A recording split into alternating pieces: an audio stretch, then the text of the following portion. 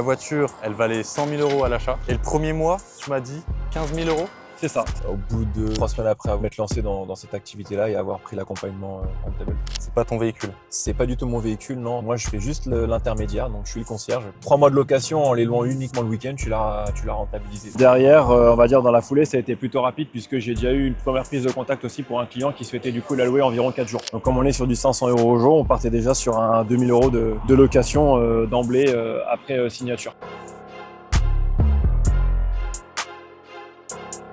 La voiture, elle valait 100 000 € à l'achat. Ouais, tout neuf, t'es à peu près sur ce prix-là. T'as mis ta poche. J'ai mis ma poche, tout à fait. Et le premier mois, tu m'as dit 15 000 €.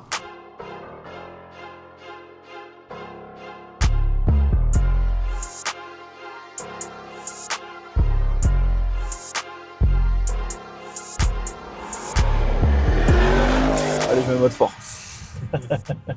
Voilà, un petit côté sobriété, mais en même temps de la sportivité. Donc voilà, c'est toujours se méfier de l'eau qui dort, comme on dit. Donc on est là actuellement dans un Porsche Macan GTS de 2018.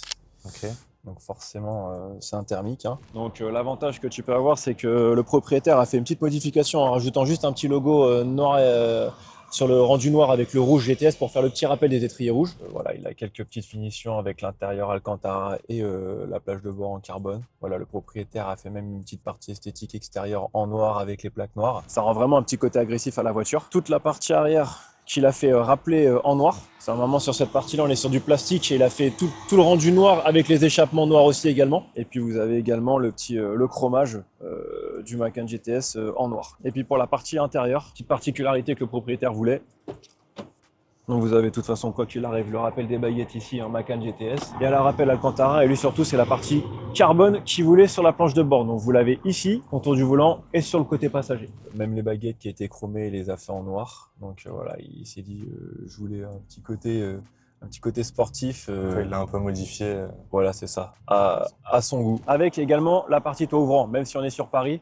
Ça peut toujours être plaisant comme aujourd'hui, on peut le voir avec la météo. Pour un premier véhicule, c'est ouf. Ah bah, premier véhicule, on est quand même sur du haut de gamme. Hein. La voiture, elle valait 100 000 € à l'achat. Ouais, tout neuf, t'es à peu près sur ce prix-là. T'as mis ta poche. J'ai mis ma poche, tout à fait. Et le premier mois, tu m'as dit 15 000 €. C'est ça. Si tu pars sur une fourchette, on est sur un prix haut, ouais, tu seras sur du 15K. Puisqu'on est sur du saison haute, soit 500 € la journée. Un mois complet, tu l'as largement rentabilisé. Sur 30 jours de location, on va dire.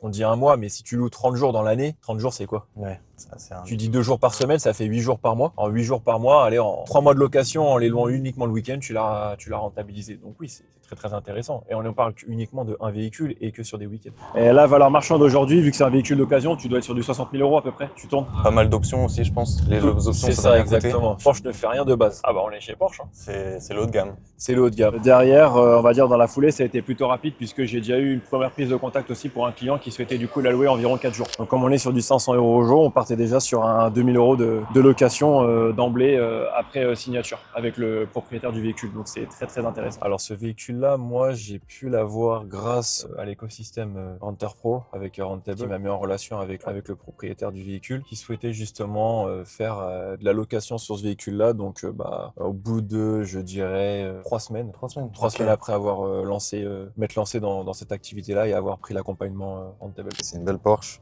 qui du coup se loue bien, surtout sur Paris. Surtout sur Paris.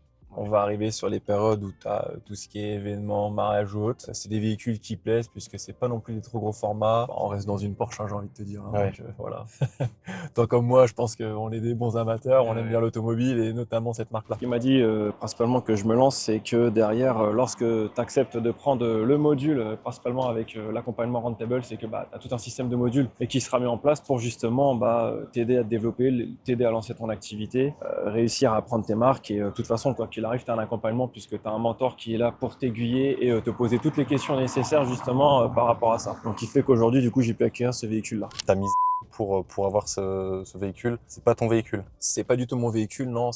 Moi, je fais juste l'intermédiaire, donc je suis le concierge, comme quand vous êtes avec le système de Airbnb. Hein. Voilà, moi, je mets en relation, du coup, je m'occupe de toute la partie administrative pour trouver des futurs locataires. Directement, je vois ça après avec le propriétaire, s'il est d'accord ou pas pour pouvoir la louer. Mais voilà, en tout cas, je m'occupe de toute cette partie-là, la remise des clés avec l'état des lieux s'il faut. Et ça lui permet, lui, du coup, de se libérer du temps tout en faisant du rendement sur son véhicule. C'est ça, à la place que de laisser dormir son véhicule dans ce C'est ça. garage, bah, C'est ça, parce que bon, ça reste un véhicule qui coûte de l'argent, on va c'est pas se ça. mentir, hein. Ouais. C'est bien beau d'avoir des véhicules comme ça, mais c'est pas gratuit. Mais au moins, voilà, ça lui permet lui de son côté de faire sa vie. Il a un autre petit véhicule pour se déplacer sur Paris parce que forcément, ça consomme énormément. On fait quasiment que de la première, deuxième. Et voilà, lui, ça lui permet déjà de l'amortir ses frais sur ce véhicule-là. Et puis prochainement, il voudrait se prendre aussi une autre petite Porsche. Alors, le premier rendez-vous fournisseur, ça s'est fait du coup très facilement. J'ai rempli directement via Instagram avec un lien des renseignements d'informations personnelles avec tes coordonnées pour que tu puisses du coup être recontacté. Donc j'ai été recontacté très rapidement dans la foulée. J'ai une première prise de contact avec quelqu'un qui m'a mis ensuite en relation avec quelqu'un qui lui t'explique ou te dit si oui ou non tu es fait pour justement où tu peux être éligible pour l'accompagnement Rentable Pro en tant que mandataire. Donc ça s'est passé comme ça et puis après par la suite tu es mis directement en relation avec ton mentor, donc moi qui était Marcus, qui m'a très bien accompagné, très bien aiguillé et qui est toujours là en tout cas pour m'accompagner. Tout se passe comme ça. Je savais ce que je faisais. Tous les modules sont expliqués étape par étape, step by step. Donc, tu as tout l'accompagnement qui est très bien détaillé. C'est après à toi d'ailleurs forcément de prendre tes marques. Tu auras des choses à faire par toi-même, mais tu as énormément de choses qui sont déjà, on va dire que le travail est déjà en partie mâché. C'est à toi d'ailleurs juste de trouver tes marques et essayer de te développer par rapport à ça. Et tu peux de toute façon toujours poser tes questions à ton mentor qui sera là pour t'accompagner si tu as besoin. Quand t'as entendu parler de Renter Pro pour la première fois, t'en as pensé quoi? Alors au tout départ, moi déjà je les ai rencontrés, vu que je regarde l'actualité, je regarde beaucoup de voitures sur Instagram, je suis tombé sur une pub, c'était Thomas. Ouais. Je me suis dit souvent tu peux être amené à avoir des pubs mensongères, on connaît bien, voilà, je te présente un truc, derrière après je te dis on se retrouve derrière et au final tu sais que t'as rien. Je me suis dit ça m'a l'air sérieux, je me suis renseigné du coup puisque c'est une société de location qui est implantée en Suisse initialement et ça marche, ça cartonne et voilà, j'ai vu que c'était que ça fonctionnait, que c'était réel et je me suis dit voilà, on n'a rien sans rien, je dis pourquoi pas essayer, on se lance, puis ça a très bien marché dès le départ. Ok, toi t'y croyais? Ouais, je me suis dit ça doit fonctionner au départ, t'es un peu sceptique, mais j'avais quand même une part de vérité en me disant ça fonctionne. Et tout de suite, j'ai eu un call. La semaine suivante, ils m'ont mis en relation avec Yann, si tu regardes cette vidéo, avec qui du coup j'ai pu échanger et c'est lui qui prend la position pour savoir si oui ou pas ils souhaitent, parce que du coup nous on est mandataires, parce qu'on est concierge, on travaille pour eux. Et eux, ce qu'ils veulent, c'est vraiment aussi des profils sérieux. Donc avant ça, il y a vraiment un entretien pour savoir si eux aussi sont prêts à m'accompagner ou à vous accompagner si tu souhaites te lancer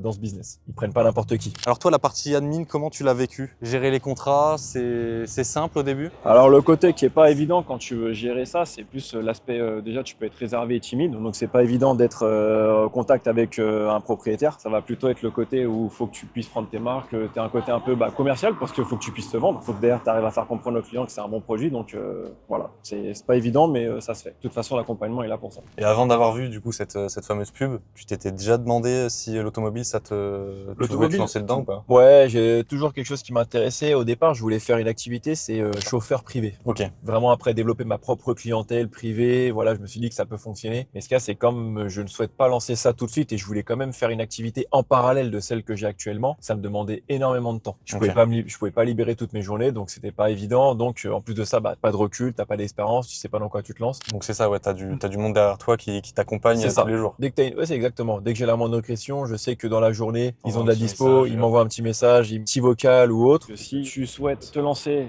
principalement dans l'automobile qui peut en être ta passion, l'avantage c'est que le propriétaire de ce véhicule-là, c'était un particulier qui lui aussi était également passionné. De toute façon, il suffit juste de voir la voiture.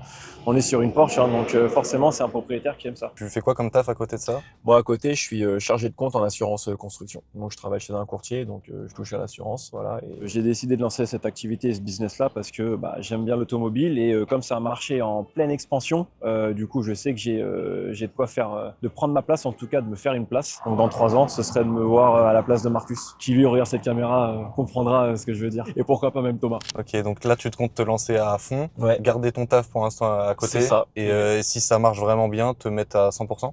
Ouais, c'est ça. Si ça se développe énormément, je serais amené à à m'investir pleinement à 100% puisque j'aurais pas la possibilité de gérer les deux, sauf si derrière après je fais de la conciergerie partielle. Je sais que là il y aura juste de la vérification, mais à un moment donné, quand tu as beaucoup de demandes ou autre, tu peux pas gérer tous les calls, ça va être compliqué. Le propriétaire du véhicule est aussi un très très gros passionné. Donc on va dire qu'il y a eu il y a une petite alchimie qui s'est installée tout de suite et aujourd'hui, par la suite, ça s'est fait vraiment mais tout seul, quoi. T'as eu des moments où tu pensais que ça allait pas fonctionner? Il y a eu des moments où je me suis dit que ça n'a pas fonctionné parce que j'ai déjà eu des premières personnes qui souhaitent mettre en location leur véhicule, mais qui sont un peu indécis et qui savent pas trop, ou qui derrière ils veulent se lancer, mais sur le véhicule, faut qu'ils ont des frais à faire, ils ont une carte grise à faire. En fait, ils veulent aller plus vite que la musique et du coup, au final, toi, tu sais pas trop sur quel pied danser. Et même eux, puisque au final, ils souhaitent peut-être au final vendre leur véhicule, ils savent pas trop. Donc c'est vrai que c'est pas évident parce que faut que tu aies faut que tu aies ce côté professionnel et faut que tu arrives à justement montrer que tu as les épaules pour et que tu es capable de lui apporter cette rentabilité sans qu'il soit obligé de s'en débarrasser et qu'il conserve un véhicule qu'il a peut-être acheté par passion. Ça parce que toi, ton propriétaire, il l'a acheté par passion pour le coup. C'est ça, exactement. Et après seulement, il s'est dit pourquoi pas.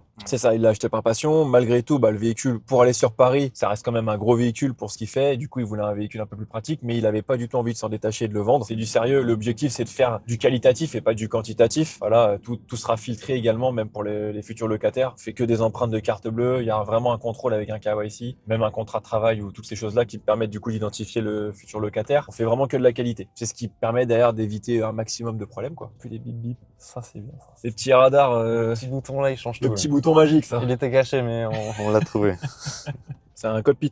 C'est un cockpit le truc. Ouais, limite, en paramètres, il y a rien vraiment. Ah non, t'as rien, c'est ça. On n'a rien sans rien, mais voilà, faut savoir que l'échec fait partie de la réussite. C'est ce qui va te permettre de développer, de te lancer. Personne n'est parfait, la perfection n'existe pas. Tout le monde fait des erreurs. Et l'avantage, c'est que si tu souhaites de te lancer avec l'accompagnement Rentable Pro, tu sais que tu seras suivi. Tu auras un accompagnement strict et rigoureux de A à Z. Et même en partant de zéro, tu pourras du coup te développer, puisqu'ils seront là pour t'accompagner, comme ils l'ont fait pour moi. Donc si j'ai eu mes chances, toi aussi tu les as. En plus de ça, on est dans un beau véhicule, on était place de la Concorde, là on arrive sur l'avenue des Champs-Élysées.